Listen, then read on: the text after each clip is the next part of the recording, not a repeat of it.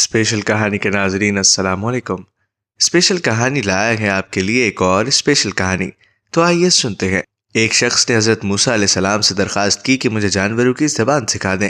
عین ممکن ہے کہ ان کی باتوں سے مجھے کس قدر عبرت حاصل ہو، کیونکہ انسانوں کی باتیں تو ان کے اپنے ہی مفاد کے گرد گھومتی ہیں۔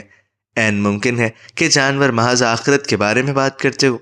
حضرت موسیٰ نے اسے منع فرمایا اور یہ بھی فرمایا کہ یہ عمل تیرے لیے خطرناک ثابت ہو سکتا ہے، لیکن وہ بضد رہا۔ بالآخر حضرت موسیٰ علیہ السلام نے اللہ تعالیٰ سے رجوع کیا۔ اللہ تعالیٰ نے حکم دیا کہ اسے جانوروں کی زبان سکھا دو۔ اس کے باوجود حضرت موسیٰ علیہ السلام نے اس شخص کو سمجھایا کہ اپنی ضد سے باز آ جاؤ وگرنہ نقصان اٹھاؤ گے، لیکن وہ شخص نہ مانا۔ بالآخر موسیٰ علیہ السلام نے اسے مرغ اور کتے کی بولی سکھا دی۔ انہوں نے اس شخص سے فرمایا کہ اللہ تعالیٰ نے مجھے محض اتنی ہی اجازت فراہم کی ہے۔ اگلے روز وہ آزمانے کی خاطر گھر کے دروازے پر آ کھڑا ہوا۔ اس کی خادمہ نے اندر سے دسترخوان اٹھایا اور باہر گلی میں جھاڑا۔ اس میں سے بچا کچا روٹی کا ایک ٹکڑا زمین پر آ گرا۔ مرغ فوراً اس ٹکڑے کی جانب لپکا اور کھا گیا۔ کتے نے کہا کہ تم نے زیادتی کی ہے، تم تو مٹی میں گرے ہوئے دانے بھی تلاش کر سکتے ہو، لیکن میں ایسا نہیں کر سکتا۔ اگر تم روٹی کا یہ ٹکڑا میرے لیے چھوڑ دیتے تو میں اسے کھا کر اپنی بھوک کس قدر مٹا سکتا تھا۔ مرغ نے کہا کہ تم فکر نہ کرو، کل مالک کا گھوڑا مر جائے گا اور تم گوشت سے لطف اندوز ہو۔ اس شخص نے مرغ کی بات سن کر فوراً گھوڑا بیچ دیا اور مرغ کو کتے کے سامنے شرمندہ ہونا پڑا۔ اگلے روز مرغ نے پھر روٹی کا ٹکڑا ہضم کر لیا اور کتے نے پھر شکوہ کیا اور دونوں کے درمیان ایک مرتبہ پھر گفتگو کا آغاز ہوا۔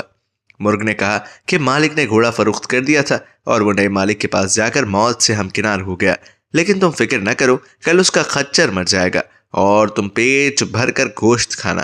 اس شخص نے خچر بھی فوراً بیچ دیا۔ تیسرے روز دونوں جانوروں میں ایک مرتبہ پھر گفتگو ہوئی۔ کتے نے مرغ سے کہا کہ تم جھوٹے ہو اور اگر میں تمہارے پیچھے لگا رہا تو بھوک سے مر جاؤں گا۔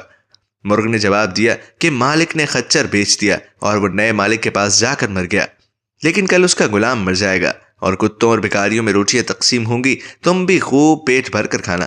اس شخص نے فوراً غلام کو بیچ دیا اور اس مرتبہ بھی نقصان سے محفوظ رہا۔ وہ بہت خوش تھا کیونکہ جانوروں کی بولی سیکھنے کی وجہ سے وہ مسلسل نقصان سے بچتا چلا رہا تھا۔ اگلے روز کتے نے پھر مرغ سے شکوہ کیا کہ جھوٹوں کے سردار، تم کب تک میرے ساتھ جھوٹ بولتے رہو گے؟ مرغ نے کہا کہ میں اور میری قوم جھوٹ نہیں بولتے۔ مرغ نے مزید کہا کہ اے کتے، تم فکر نہ کرو، کل مالک بذات خود مر جائے گا، اس کے لواحقین گائیں ذبح کریں گے اور تم خوب مرغن غذا کھانا۔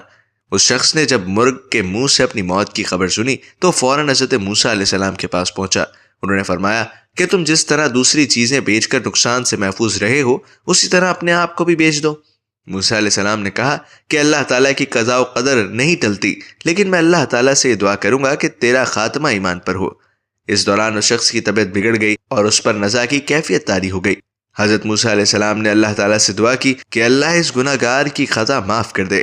حضرت موسیٰ علیہ السلام کی دعا پر اللہ تعالیٰ نے فرمایا کہ ہم نے اسے ایمان عطا کیا، اگر تم چاہو تو ہم اسے دوبارہ زندگی عطا کر دیں، بلکہ مردوں کو زندگی عطا کر دیں۔